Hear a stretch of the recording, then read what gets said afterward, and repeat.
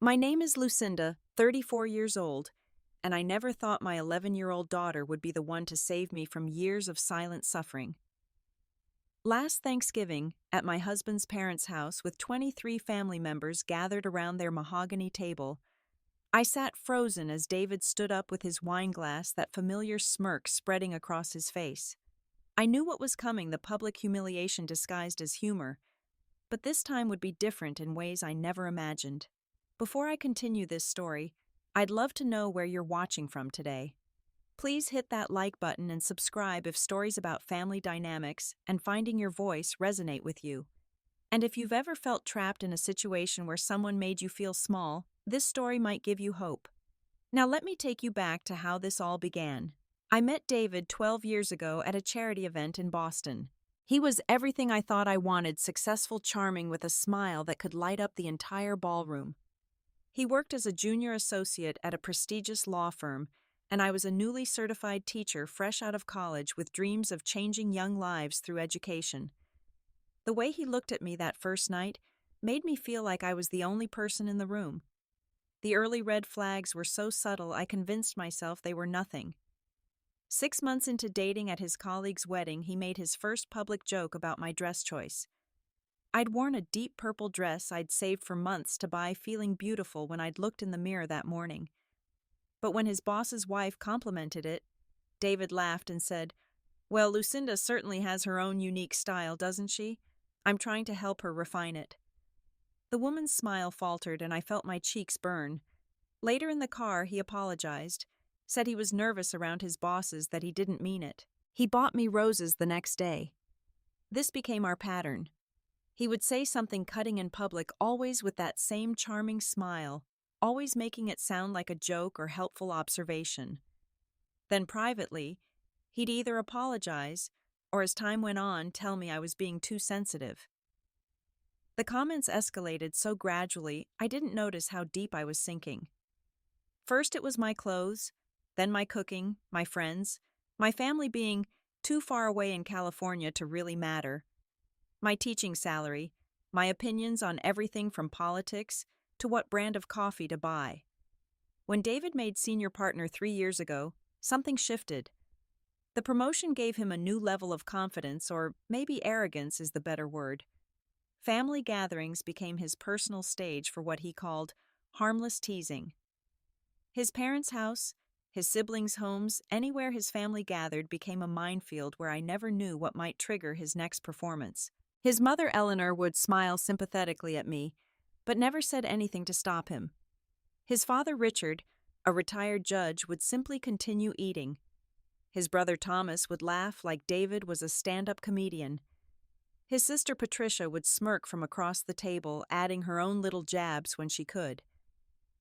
Our daughter, Emma, started noticing when she was 9. I found her crying in her room after a Father's Day brunch, where David had spent 20 minutes telling everyone about my amusing attempt to fix our garbage disposal, painting me as completely incompetent, even though I'd actually successfully repaired it myself. Emma looked up at me with tears streaming down her face and asked, "Why does Daddy talk about you like that when other people are around? He doesn't say those things when it's just us at home." I didn't know how to answer her. How do you explain to a 9-year-old that sometimes the person who's supposed to love you most gets satisfaction from making you feel small? How do you admit that you've become so accustomed to it that you barely flinch anymore? I tried to address it with David multiple times. I suggested marriage counseling and he agreed, but only lasted 3 sessions before declaring the therapist was clearly biased and didn't understand our dynamic. He had a gift for twisting everything. When I said his comments hurt me, he'd say I was too sensitive and couldn't take a joke. When I pointed out he never made these jokes in private, he'd claim I was imagining things. When I asked him to stop, he'd sigh and say, "This is just how my family communicates. You've been with us 12 years. Lucinda, shouldn't you be used to it by now?" The upcoming Thanksgiving had been looming in my mind for weeks. Eleanor had been preparing for a month, calling me with reminders about bringing my special pies, while somehow always making it sound like they were a burden rather than a contribution. She'd mentioned how Patricia was bringing her famous glazed ham, how Thomas's wife was making her grandmother's stuffing, and then add, "And you'll bring your pies, dear. Store-bought is fine if you don't have time to make them properly." But I did make them properly. I'd been perfecting my apple pie recipe for years, won 3 local baking contests with it, though David made sure we never displayed the ribbons. He said they were participation trophies, even though I'd beaten dozens of other bakers. The pumpkin pie was my grandmother's recipe from her restaurant she'd run for 30 years. Not that anyone in his family knew that. The day of Thanksgiving arrived gray and cold, fitting weather for what I thought would be another afternoon of enduring subtle and not-so-subtle insults. David had been particularly critical that morning, rejecting 3 different outfits I'd tried on before settling on one himself, a conservative navy dress that he said might make you look presentable. Emma had watched from my bedroom doorway, her expression unreadable.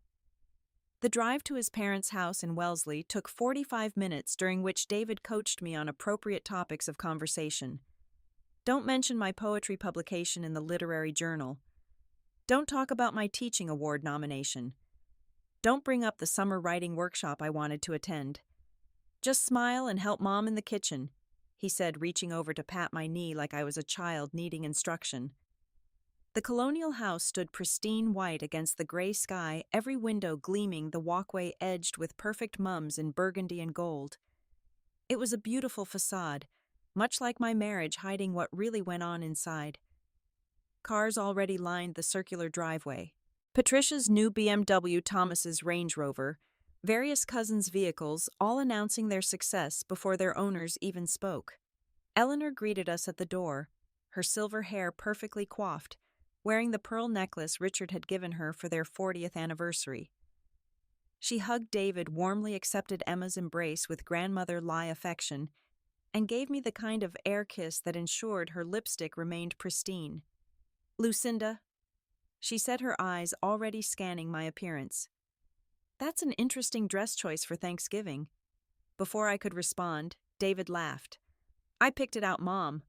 You know Lucinda needs help with these things." The foyer was already crowded with family. Patricia stood near the staircase, her investment banker's success radiating from every carefully chosen designer piece she wore. She looked me up and down with that familiar appraisal, like she was calculating my worth and finding it lacking. Her husband stood beside her, scrolling through his phone, already checked out of the gathering. Thomas emerged from the living room, bourbon already in hand despite it being barely noon. "David, and the lovely Lucinda," he said with exaggerated enthusiasm that didn't reach his eyes. "Still shaping young minds for pennies on the dollar." "Someone has to do it," I replied quietly. "That's what I keep telling her," David said, slipping his arm around my waist in what looked like affection but felt like control.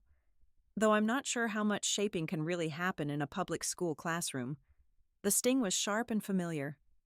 I taught at one of the best elementary schools in Massachusetts, had students whose parents specifically requested my class, had a waiting list every year. But to David's family, anything involving public service was lesser than their corporate worlds. Emma drifted away to find her cousins while I followed Eleanor to the kitchen, where the real judgment would begin. The kitchen was a monument to Eleanor's perfectionism, every surface gleaming, every dish already in its designated serving plate, the turkey golden and resting on its platter. 3 other wives and girlfriends were already there, each performing their assigned roles in Eleanor's Thanksgiving production. "Did you bring your pies, dear?" Eleanor asked, though she could see the carriers in my hands. "Yes, apple and pumpkin, both homemade." Patricia, who had followed us in, laughed. "How domestic of you, Lucinda. I just ordered mine from that lovely French bakery downtown. Who has time to bake anymore?" "People who care about tradition," I said before I could stop myself. The room went quiet for a moment before Eleanor smoothly intervened. "Well, let's hope they turned out this year. Remember the sweet potato pie incident of 2019? There had been no incident. The pie had been perfect, but Thomas's son had knocked it off the counter while roughhousing.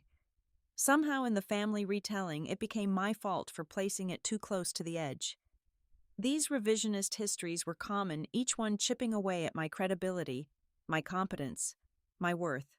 I helped arrange appetizers, listening to Patricia regale everyone with stories of her latest bonus, her new vacation home on the Cape, the private school they were considering for their children.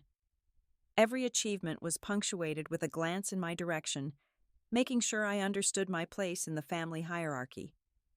The men's laughter boomed from the living room where they watched football. I heard David's voice rise above the others, telling some story that generated renewed laughter. Through the doorway, I caught sight of Emma sitting on the arm of Richard's chair, the only grandfather figure she knew since my own father had passed when she was 3. Richard, despite his silence during David's public humiliations, had always been kind to Emma. "Lucinda, could you check on the dinner rolls?" Eleanor asked, though we both knew she'd already checked them herself multiple times.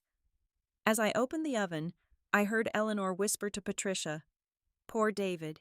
He works so hard to provide everything while she pursues her little teaching hobby." Teaching hobby. The profession I'd dedicated my life to, the children whose lives I'd touched, the literacy program I'd developed that was being adopted district-wide, all reduced to a hobby. My hands shook as I pulled out the rolls. That's when I noticed Emma in the doorway, watching everything with those observant eyes she'd inherited from my mother. She walked over and squeezed my hand, a silent show of support that almost broke my composure. The call to dinner came at precisely 2 o'clock. Eleanor had arranged the seating with her usual strategic precision. I was placed between Patricia and Aunt Dorothy, David's elderly aunt, who believed women should be seen and not heard, preferably in the kitchen. David sat across from me, Emma, 2 seats down between cousins who were already on their phones, despite Eleanor's no devices at dinner rule that apparently didn't apply to anyone under 18. The dining room was Eleanor's pride, showcasing family china passed down 4 generations crystal that caught the light from the chandelier silver, polished to mirror brightness. 23 place settings arranged with military precision. The turkey commanded center stage, surrounded by dishes that represented decades of family traditions, including my pies relegated to the far end of the sideboard, partially hidden behind Patricia's store-bought contribution in its fancy box. Richard said grace, the same prayer he'd recited for 40 years, while I wondered if anyone else found it ironic that we were thanking God for blessings while perpetuating such unkindness at this very table. The meal began with Eleanor's traditional toast to family, each word carefully chosen to remind everyone of their place in the hierarchy. Then came the gratitude circle, where everyone shared their accomplishments and things they were thankful for this year. It was really an annual competition disguised as thankfulness. Patricia went first, detailing her promotion to senior director, the beach house they'd purchased in Nantucket, the charity board she'd been invited to join.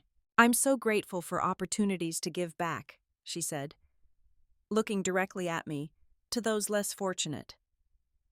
Thomas followed with his son's early admission to Harvard, his golf club championship, the new boat he'd bought. "Living the American dream," he said, raising his wine glass. Around the table, it went, each family member sharing successes that seemed designed to highlight what I lacked. The cousin who'd just made partner at his firm, the aunt whose daughter had married a senator's son, the uncle whose portfolio had doubled. When my turn came, I started to speak about Emma's straight-A report card, but David interrupted. "Lucinda's been keeping busy with her little classroom," he said, his tone suggesting I'd been finger-painting rather than teaching. "She's up for some teacher award, though we all know those are really just participation trophies these days. It's actually a National Excellence in Education Award," I said quietly. "Only 5 teachers in the state are nominated." David laughed. "See how she makes everything sound so impressive? It's adorable, really. Like when she won those pie contests at the county fair." He made it sound like I'd been competing against kindergartners rather than professional bakers. Emma's voice cut through his laughter. "Mom's pie won against 43 other entries, including a professional chef from Boston." David's eyes flashed to Emma, a warning look I knew too well. "Emma, sweetheart, let the adults talk." "But Dad, you're not letting Mom talk either," Emma said simply. An uncomfortable silence fell over the table. Eleanor quickly redirected. "Lucinda, this crust looks store-bought. Did you try a new recipe?" Before I could answer, David jumped in. "She probably forgot to make them and had to buy them. You know how scattered she gets. Last week she forgot to pick up my dry cleaning 3 days in a row. I hadn't forgotten. He'd never asked me to pick it up, but correcting him would only make things worse. Patricia smirked. Well, not everyone can multitask. It must be hard juggling teaching and housework. Especially on a teacher's salary, Aunt Dorothy added. In my day, teachers could afford help. Now they can barely afford groceries. That's why I handle all the finances, David said, launching into his favorite topic. Lucinda would have us in debt if I didn't monitor everything. Did I tell you I had to take away her credit cards last month? He hadn't taken them away. We'd agreed to use just one card to better track expenses for taxes, but his version sounded so much more dramatic, painted me as an irresponsible child needing supervision. Uncle George leaned forward. Must be tough being the sole breadwinner, David. Well, someone has to be responsible, David replied. Despite knowing I contributed 40% of our household income, plus managed all our investments, which had grown 18% under my management. Her little teaching salary barely covers Emma's school supplies. Emma's fork clattered against her plate. That's not true. Mom pays for everything for me. My clothes, my soccer, my art classes, everything. Emma, David's voice carried a sharp edge. We've discussed not interrupting adult conversations. But you're lying, Emma said flatly. The word hung in the air like a challenge. David's face reddened. Eleanor gasped. Patricia actually put down her wineglass. Emma, go to the kitchen, David commanded. No, Emma said, her young voice steady. I want to hear what else you're going to say about Mom. I should have intervened, should have smoothed things over like I always did. But something in Emma's defiant stance, her refusal to let this continue, paralyzed me. David turned back to the table, forcing a laugh. Kids, right? They don't understand adult humor. Is it humor when Mom cries in her car after family dinners? Emma asked. Is it funny when she has to take anxiety medication before we come here? My secret laid bare. The prescription I'd hidden the moments I'd thought were private. My daughter had seen everything. That's enough, David said, his voice dangerous now. But Emma wasn't done. I watched my 11-year-old daughter stand taller, something fierce and protective in her expression that reminded me of my own mother, the woman who'd raised me to be strong before I'd somehow forgotten how. Richard cleared his throat. Perhaps we should all take a moment. No, Grandpa, Emma said, turning to him. You all take moments. You take moments every single time Dad hurts Mom with his words. You take moments instead of doing anything. The accusation hung heavy. Richard's face showed something I'd never seen before. Shame. Eleanor tried to restore order. Emma, sweetheart, you don't understand the complexities of adult relationships. I understand that love isn't supposed to hurt, Emma replied. I understand that Dad's been mean to Mom for as long as I can remember, and you all just watch. The room fell silent except for the grandfather clock ticking in the hallway, counting the seconds of what felt like an eternity. David's face had gone from red to purple, his knuckles white as he gripped his wineglass. But before he could speak, before he could shut down our daughter again, Emma reached into her pocket and pulled out her phone. I keep a journal, she announced, her voice carrying a strength I didn't know an 11-year-old could possess. Want to know what I write about? Emma, this is neither the time nor the place. David started, but Emma was already reading. October 15th. Dad made Mom cry in the car after Uncle Thomas's birthday party. He told everyone she couldn't understand the conversation about investments, even though Mom manages our portfolio. When she tried to correct him, he said she was embarrassing herself. He bought her flowers the next day, but she threw them away when he wasn't looking. The details were so precise, things I thought I'd hidden from her. Patricia's expression had shifted from smugness to something else entirely. Emma continued. September 3rd. Dad told Mom she was stupid in front of my friend's mother during back-to-school night. He said it like a joke, but Mom's hands shook the whole drive home. He said she couldn't take a joke when she asked him to apologize. That's enough, David said, standing up, but Emma took a step back, still reading. August 22nd. Dad wouldn't let Mom go to her poetry reading because he said it would embarrass him to have people know his wife writes amateur poetry. Mom's poem was selected out of 300 submissions. She cried in the bathroom for an hour. Eleanor's hand was at her throat, her perfect composure cracking. "David, is this true?" "She's exaggerating," David said quickly. "You know how kids are." Emma looked him straight in the eye. "I have recordings." The silence that followed was deafening. Emma touched her phone screen, and David's voice filled the room, tinny but unmistakable through the speaker. "You're such an idiot, Lucinda. How did you even graduate college? Sometimes I think they just felt sorry for you."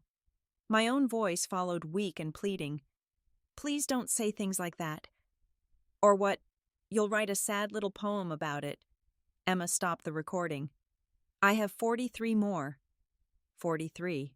My child had been documenting her father's emotional abuse for who knows how long, building a case like the lawyer's daughter she was. Thomas set down his bourbon with a shaking hand. Patricia stared at her brother as if seeing him for the first time. But Emma wasn't finished. "Grandma Eleanor," she said, turning to my mother-in-law, "is this what love looks like? Is this what you meant when you told Mom she needs to support her husband better?" Eleanor's mouth opened and closed like a fish gasping for air. Emma pulled out a folded paper from her other pocket.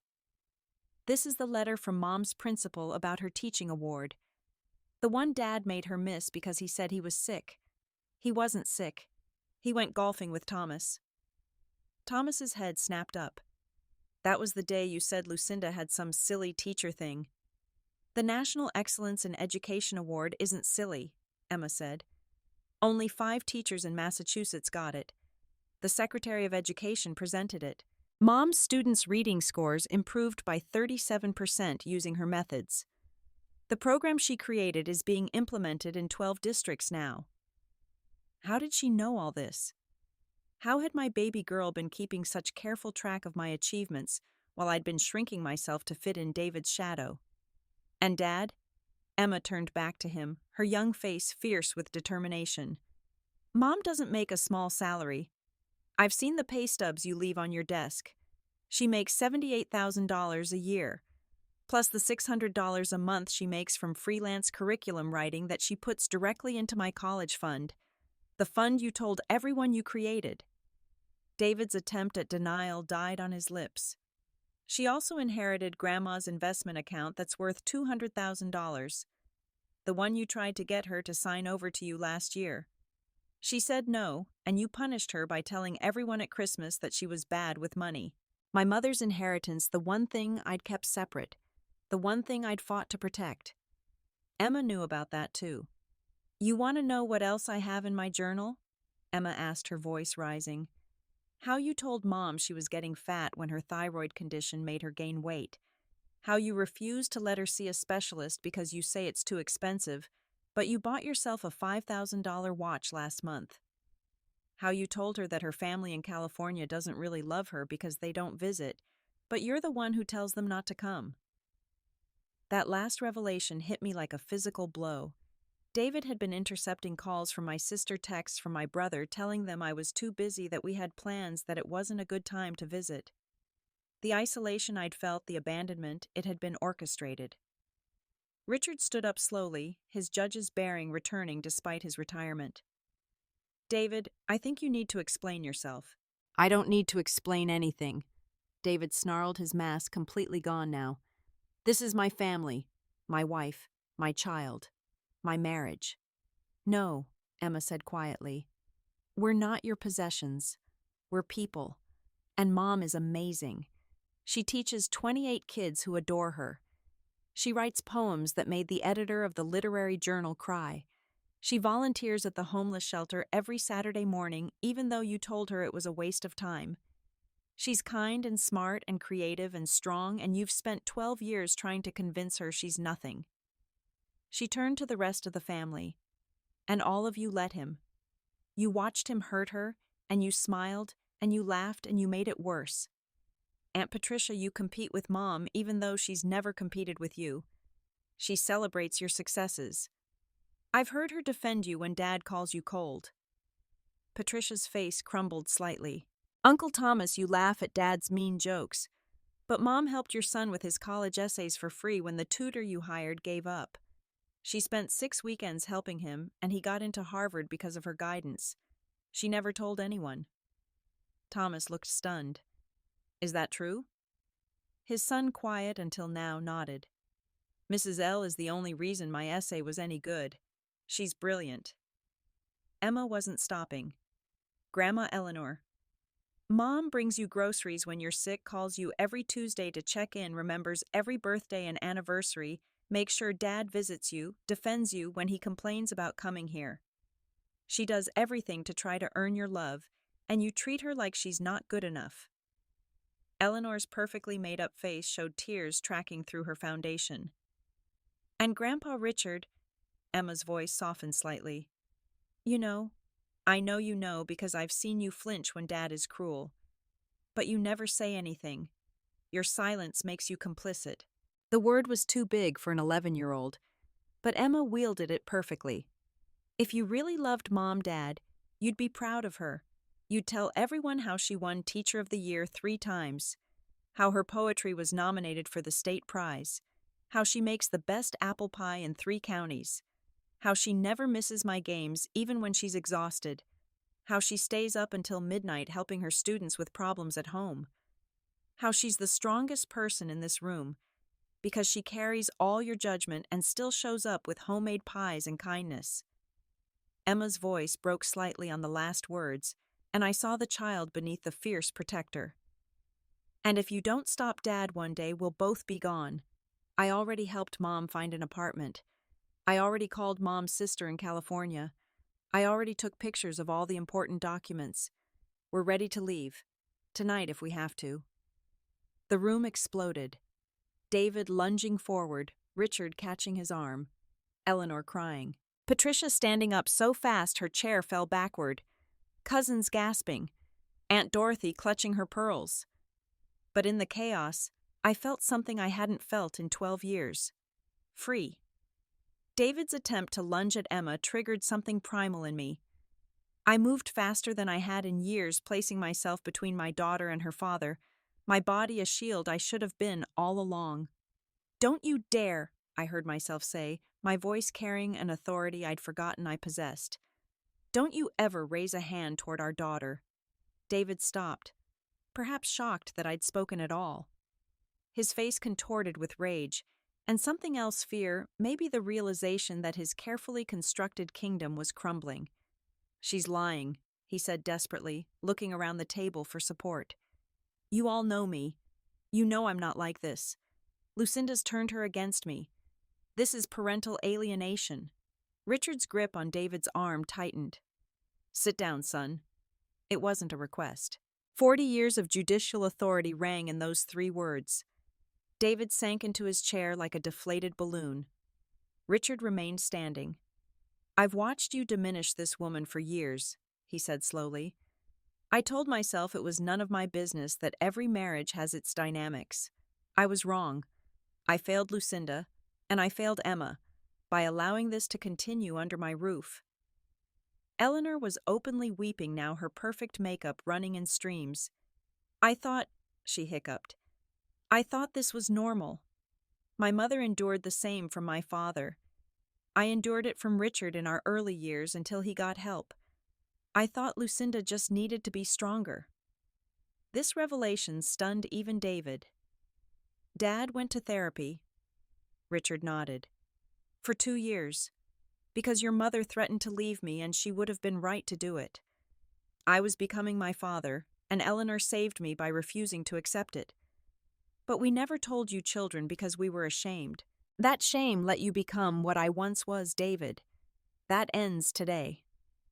Patricia stood slowly. Her usual poise shattered. David, she said quietly, I need to say something. When I was in college, you told me I was too ambitious, that no man would want me. You said I'd die alone with my money. I built my whole life trying to prove you wrong, including competing with Lucinda, because I thought if I could be better than her, it would mean your words hadn't broken me. But they did break me. I'm 38 years old, and I've never had a relationship last more than a year because I'm terrified of being vulnerable. She turned to me. Lucinda, I'm sorry. You've never been anything but kind to me, and I've been horrible to you because I couldn't face what David did to me, so I helped him do it to you. The dominoes kept falling. Thomas cleared his throat. When we were kids, David, you used to practice on Patricia. The cutting remarks, the public humiliation. Dad stopped you then, but I guess you never really stopped. You just found a new target. Uncle George, who'd been silent, spoke up. I've been uncomfortable at these gatherings for years. My wife stopped coming 3 years ago because she couldn't watch anymore. Said it made her sick to see how you treated Lucinda David. Even Aunt Dorothy, traditionalist to her core, shook her head. A man who tears down his wife, tears down his own house. My Harold. God rest his soul, never said an unkind word about me in 53 years. The testimonies kept coming. Cousins admitting they'd noticed, but hadn't known what to say. Family friends who'd stopped accepting invitations because they couldn't bear to witness another dinner where I was the entertainment. David sat in his chair, isolated in a room full of people who were finally seeing him clearly. His carefully maintained image, the successful lawyer, the devoted family man, the charming son, all of it was crumbling like ancient parchment exposed to air. You've poisoned her against me, he said weakly, but even he didn't seem to believe it anymore. Emma pulled out one more piece of paper. This is Mom's poetry that won the Editor's Choice Award. Want me to read it? It's about you, Dad. Before David could object, Emma began reading in a clear voice. He builds me coffins out of compliments that sound like love but feel like burial. Each word a nail, each joke a shovelful of dirt upon the woman I once was. The congregation laughs while I suffocate, mistaking my silence for consent, my smile for joy, my presence for acceptance of this slow murder of self. But underground seeds sometimes survive the weight of earth, sometimes push through toward light they've never seen, but somehow know exists beyond this darkness. My daughter watches from the garden's edge, and I must grow, if not for me, for her. The poem hung in the air like an indictment. I'd written it 6 months ago, never planning to share it, certainly never imagining my daughter would read it at Thanksgiving dinner to 23 members of my husband's family. That's beautiful, Patricia whispered. That's heartbreaking and beautiful. Eleanor stood on shaking legs and walked around the table to where I sat. She knelt beside my chair, something I'd never seen her do in all the years I'd known her. Lucinda, I failed you. As a mother, as a woman, as a human being, I failed you. Can you forgive me? The question broke something in me. 12 years of held-back tears came flooding out. Not pretty silent tears, but body-shaking sobs that felt like they were coming from the depth of my soul. Eleanor wrapped her arms around me, and I felt other arms join hers. Patricia Thomas's wife, who'd been silent throughout dinner, cousins, who'd seemed indifferent, even Aunt Dorothy's frail embrace. Only David remained in his seat, watching his family choose me over him. Emma stood beside us, no longer the fierce warrior, but my little girl again. It's okay, Mom. We're okay now. Richard's voice cut through the moment. David, I think you should leave. David's head snapped up. This is ridiculous. You're all overreacting to a child's tantrum. Leave, Richard repeated. This is my house, and you're no longer welcome at my table until you get help. Real help, not 3 sessions you can manipulate your way through. Intensive therapy to figure out why you need to destroy the people who love you. David stood slowly, his movements mechanical. He looked at me, and for just a moment I saw something that might have been regret, or maybe just regret at being caught.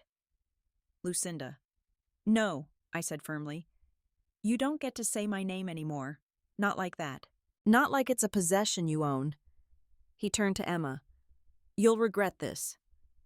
Emma met his gaze steadily. No, Dad. You'll regret this. You had a wife who loved you, and a daughter who adored you, and you threw it all away because making us feel small made you feel big. That's not strength. That's weakness. David left without another word.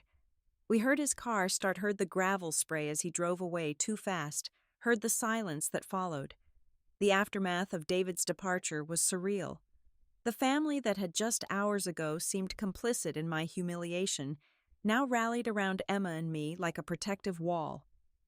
Eleanor insisted we stay for dessert, though no one had much appetite except for Emma, who ate 2 slices of my apple pie with a defiant satisfaction that almost made me laugh through my tears.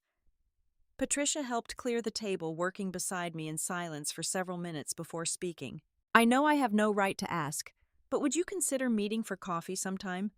Without David, without the family, just us. I'd like to know the real you, the one David tried to hide." Thomas approached while we were loading the dishwasher, his usual bravado completely gone. "My son just told me you spent every Saturday for 6 weeks helping with his essays. I paid a tutor $200 an hour who gave up after 3 sessions. You did it for free, even though I've been nothing but condescending to you. Why?" "Because Kevin's a brilliant kid who just needed someone to believe in him," I replied simply. "And because kindness doesn't require reciprocation." Thomas had to turn away, but not before I saw him wipe his eyes. The ride home was different from any car ride I'd taken in years. David's absence felt like removing a tight shoe I'd worn so long I'd forgotten my feet could exist without pain. Emma sat in the passenger seat, my brave girl who'd saved me when I couldn't save myself, fiddling with the radio stations without anyone telling her to stop. "I've been planning this for months," she admitted as we drove through the darkening evening. "Ever since Dad made you miss your award ceremony. That was the final straw. I knew if I didn't do something, we'd be stuck forever." "How did you know about the apartment?" I asked, remembering her unexpected revelation at dinner. "I didn't. I lied about that part. But I figured it would scare him, make him realize we were serious about leaving. My 11-year-old daughter had bluffed like a poker champion." "Where did you learn to be so brave?" "From you," she said simply. "Every day you got up and faced him, faced all of them, and you kept being kind and good and creative, even when they tried to make you feel worthless. That's the bravest thing I've ever seen." We pulled into our driveway, the house David had chosen in the neighborhood David had selected, looking different somehow, like it belonged to strangers. Emma was already making plans as we walked to the door. "We should call Aunt Kelly in California, and maybe start looking for apartments for real. Something small, but ours with room for your writing desk by a window." Inside the house felt hollow, echoey, as if David's absence had left empty spaces I hadn't known were filled with his presence. Emma headed upstairs to change while I stood in the kitchen, my kitchen now trying to process everything that had happened. My phone buzzed with texts. Patricia sending a heart emoji and, "I'm here if you need anything." Eleanor with a longer message about family, lawyers, therapists, and her complete support. Even Thomas with a simple, "I'm sorry. You deserved better," from all of us. But the most surprising message came from Richard. "I've transferred $50,000 to your personal account. It's not guilt money, it's freedom money. David will be hearing from my attorney about a generous settlement in exchange for an uncontested divorce. You've earned your freedom, Lucinda. Take it." I sank onto the couch, the weight of 12 years suddenly lifting, leaving me feeling almost weightless, untethered, but not frightened. Free. Emma came back downstairs in her pajamas, carrying her laptop. "I think we should document everything while it's fresh, just in case." So we sat together on the couch, my daughter and I, writing our testimonies. She showed me her journal entry after entry of careful documentation. Not 43 recordings that had been a bluff too, but she did have several, enough to prove her point. "Why didn't you tell me you were doing this?" I asked. "Because you would have tried to protect me from it. You always try to protect everyone but yourself." She leaned against my shoulder. "I knew if I told you, you'd make excuses for him, say it wasn't that bad, that we should keep the peace. You'd been trained to accept it. I hadn't." The wisdom in her young voice broke my heart and filled it simultaneously. Around midnight, as Emma dozed against my shoulder, my phone rang. It was my sister Kelly in California, crying before she even spoke. "Lucinda, Richard called me. He told me everything. I'm so sorry. We tried to visit so many times, but David always said you were busy or sick or traveling. We should have pushed harder. We should have known. I thought you'd given up on me, I admitted. Never, not ever. I'm booking a flight for tomorrow. Mom's coming too. My mother, 83 years old, who David had convinced me was too frail to travel, was getting on a plane to come to her daughter's rescue. The tears came again, but they were different tears, healing tears. The next days blurred together in a whirlwind of change. Kelly and my mother arrived, filling the house with the kind of unconditional love I'd forgotten existed. Kelly, a family law attorney herself, took charge of the legal proceedings with a fierce protectiveness that reminded me why I'd once idolized my big sister. David tried to return once, but Richard and Thomas were there within minutes of his arrival, having appointed themselves as unofficial security. The conversation was brief and took place in the driveway. David left with a box of clothes and the clear understanding that all future communication would go through lawyers. Emma continued school as if nothing had changed, but her teachers noticed a difference. Her counselor called to say Emma seemed lighter, more engaged, more like the bright child she'd been before the weight of our family secret had pressed down on her young shoulders. I returned to my classroom the Monday after Thanksgiving to find my desk covered in cards and flowers. Somehow word had spread. The principal who'd nominated me for the award I'd missed stopped by to tell me that the position was still available for recognition at the spring ceremony. "We can even present it at a special assembly if you'd prefer," she offered. "Your students would love to celebrate you."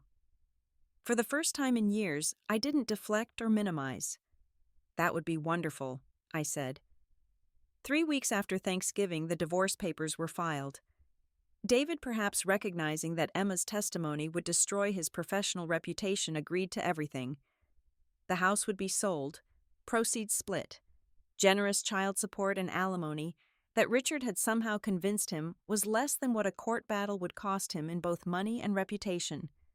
Patricia kept her coffee invitation promise. We met at a small cafe where she confessed her own struggles with self-worth, the therapy she'd started, the ways David's childhood cruelty had shaped her adult relationships.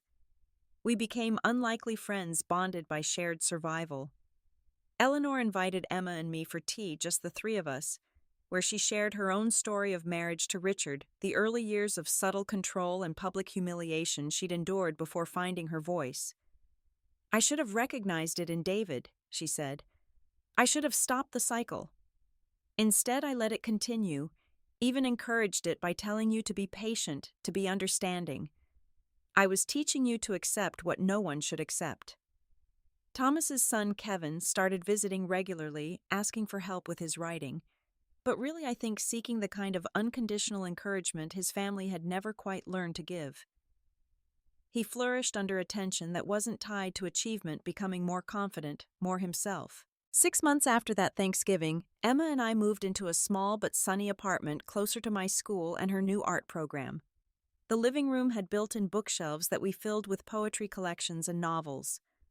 My writing desk sat by a window overlooking a small park where children played and dogs chased frisbees. David started therapy according to Richard, intensive twice-weekly sessions that might someday lead to supervised visits with Emma if she chose them. She wasn't ready yet, might never be, but the door wasn't completely closed. "People can change," she said with wisdom beyond her years. "But they have to want to, and they have to do the work. Maybe someday he'll earn the right to know us again." I returned to writing not just poetry, but essays about surviving emotional abuse, about finding your voice when someone has spent years silencing it. A literary agent reached out after reading one piece online, interested in a memoir. "Your story could help others," she said. "Your daughter's courage could inspire other children to speak up." Emma gave her permission immediately. "Tell them everything," she said. "Tell them that kids see more than adults think. Tell them that love shouldn't hurt. Tell them that speaking truth, even when your voice shakes, even when you're only 11, can change everything." The teaching award ceremony was held in May. Emma sat in the front row between Kelly and my mother, with Richard and Eleanor on one side, Patricia on the other. Even Thomas and his family came. When they called my name, when they talked about innovative teaching methods and exceptional dedication about literacy rates, and student achievement about the teacher who never gave up on a single child, Emma stood first, pulling everyone else to their feet. Later at the reception, a young teacher approached me. "I heard about what happened at Thanksgiving," she said quietly. "My boyfriend does the same thing to me. Jokes that aren't jokes, public humiliation, constant criticism. I've been too scared to leave. But seeing you here thriving, maybe I can be brave too." I gave her my number, connected her with resources, introduced her to Kelly, who'd become something of an expert in helping women escape emotional abuse. Another soul saved because Emma had been brave enough to break the silence. That night, as Emma and I sat on our small balcony eating ice cream and watching the sunset, she asked, "Do you regret marrying Dad because without him, you wouldn't have me?" I thought carefully about my answer. I regret that he chose cruelty over kindness.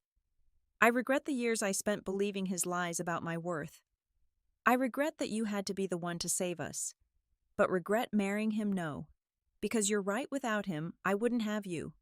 And you, Emma, are worth every moment of pain because you're the joy that came from it.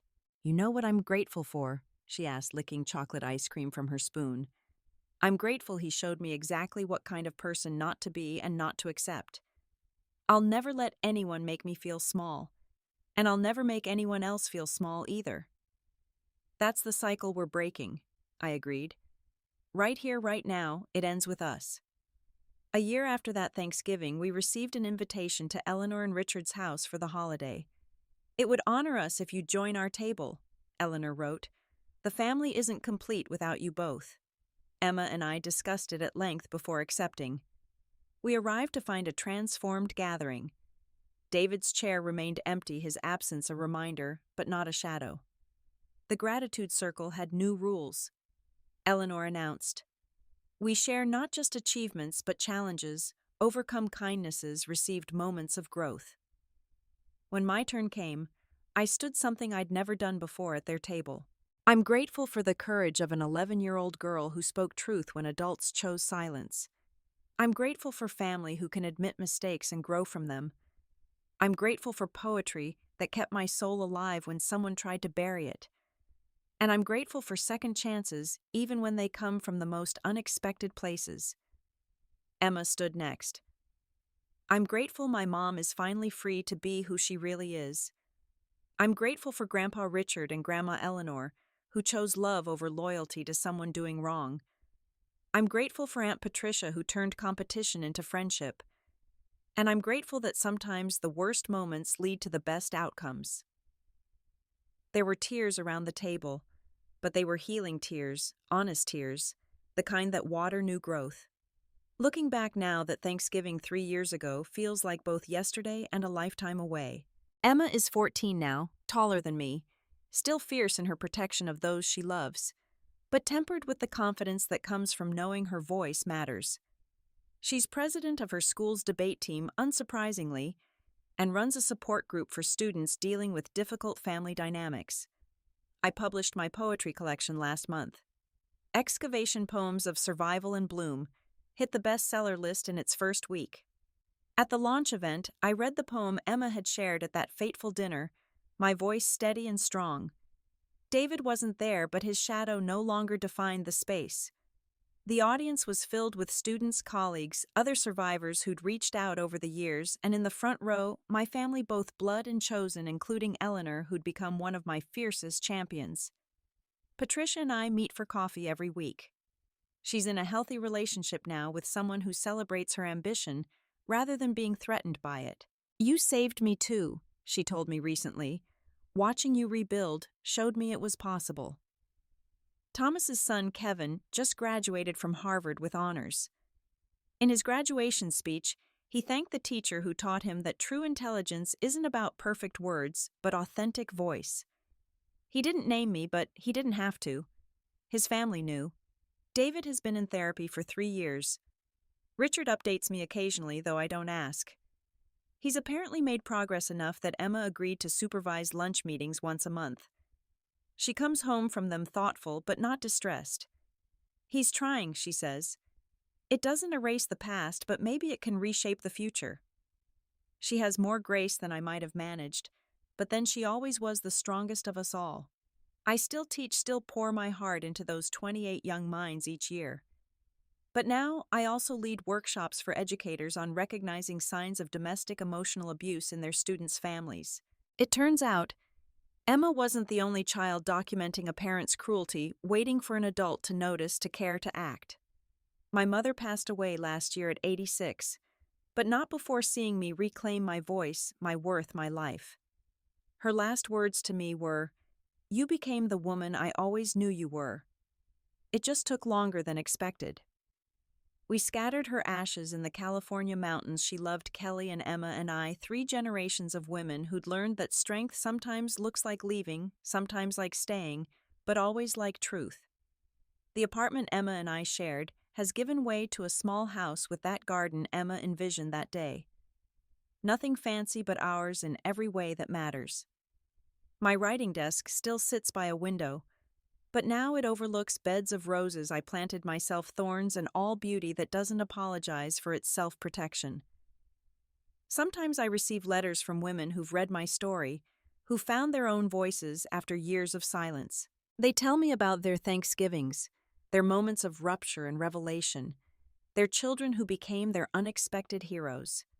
Each letter reminds me that our story, Emma's and mine, rippled out beyond that dining room, beyond our family, into places we'll never fully know. There's a quote I keep above my desk now, words I wrote in my journal the night after that Thanksgiving. Sometimes the feast that nourishes us most is the one where we finally refuse to be consumed. It reminds me that every day we choose whether to stay at tables that diminish us or to stand, push back our chairs, and seek sustenance elsewhere. That Thanksgiving, when Emma stood up when she refused to let another family dinner pass in complicit silence, she taught us all something vital. That truth spoken by anyone, even an 11-year-old girl, perhaps especially by an 11-year-old girl, has the power to shatter years of carefully maintained facades. That courage isn't the absence of fear, but the decision that something else is more important than fear. That families can be redeemed not through loyalty to harmful patterns, but through the brave disruption of them. I think about the woman I was that morning, putting on the dress David chose, preparing pies that would be dismissed, steeling myself for another afternoon of subtle cruelty disguised as family tradition. I want to reach back through time and whisper to her, "Hold on. Salvation is coming from the most unexpected source. Your daughter sees you, the real you, and she's preparing to fight for the mother she knows you to be." But she wouldn't have believed me. She'd been too well trained in minimizing herself and accepting less than she deserved and mistaking endurance for strength. It took Emma's young, clear voice cutting through years of normalized abuse to wake us all up. Now, when people ask me how I survived 12 years of marriage to David, I tell them the truth. I didn't survive it. The woman who entered that marriage ceased to exist piece by piece, joke by cruel joke, until what remained was a shadow too afraid to cast its own shape. But shadows can be reformed when light comes from a different angle, and Emma became that light. She saved me, yes, but in doing so, she saved herself from a future where she might have accepted similar treatment thinking it was love. She saved Patricia from a lifetime of competing for worth she already possessed. She saved Eleanor from dying without addressing the wounds in her own marriage that had healed wrong. She saved Richard from the regret of permanent silence. She even saved David, perhaps, from becoming irredeemably lost to his cruelty. The last family gathering at Eleanor and Richard's included a new tradition. Before the gratitude circle, Eleanor stands and reads what she calls the Emma Doctrine, a simple statement she had framed and hung in the dining room. At this table, we speak truth with kindness, we protect those who need protection, and we remember that love should lift us up, never tear us down. We honor the courage of those who break harmful patterns regardless of their age, and we never ever choose comfort over compassion. Emma blushes every time it's read, but I see the pride in her eyes. She changed not just our lives, but the very culture of a family that had operated on unspoken rules of hierarchy and harm for generations. My story could have ended so differently. Statistics tell us that most people in emotionally abusive relationships stay, that the average person attempts to leave 7 times before succeeding, that children who witness emotional abuse often repeat the pattern. But statistics didn't account for Emma, for a child who refused to let her mother disappear one cruel word at a time. I share this story not because it's unique, but because it's common. Too common. In dining rooms and living rooms and kitchens across the world, people are being slowly erased by those who claim to love them, while audiences of family and friends watch in uncomfortable silence. If you're reading this and recognize yourself in my words, know this: you deserve better. Your children see more than you think. And sometimes the youngest voices speak the truest words. That Thanksgiving 3 years ago, my 11-year-old daughter stood up at a table of 23 adults and spoke truth into silence. She turned the tables not with volume, but with valor, not with age, but with authenticity. She reminded us all that power isn't about who speaks loudest, but about who speaks truth. And if an 11-year-old can do that surrounded by adults who should have known better, should have done better, then perhaps there's hope for all of us to find our voices, to flip our own tables, to refuse to pass trauma down like inherited china. The feast of my life began not when I sat at David's family table, but when I finally stood up from it.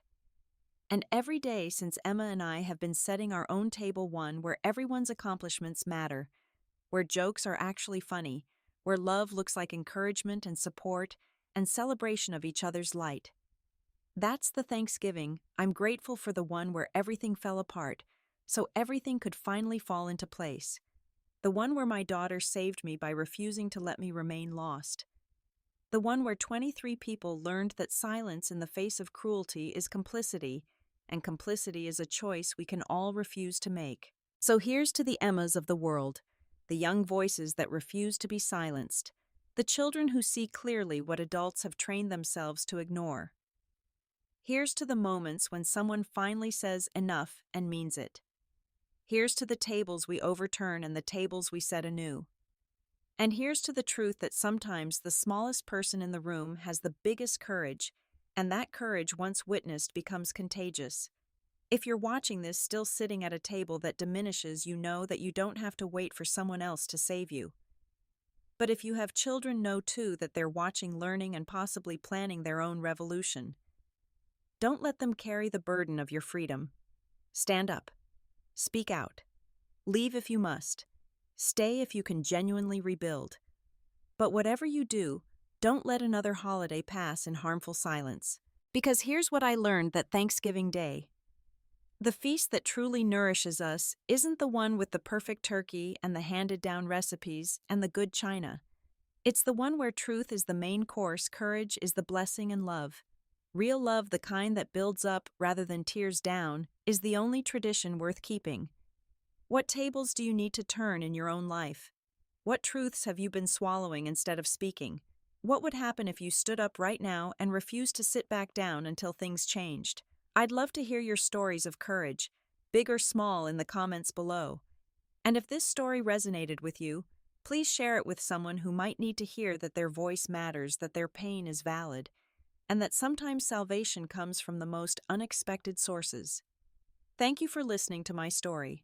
Remember to like this video if it touched you, subscribe to hear more stories of triumph over adversity, and hit that notification bell so you don't miss our next upload. But most importantly, remember that you deserve to sit at tables that celebrate you, not diminish you. And if you can't find that table, maybe it's time to build your own. Until next time, this is Lucinda reminding you that your voice matters, your worth is inherent, and sometimes the most powerful moment of your life is the one when you finally refuse to be silenced.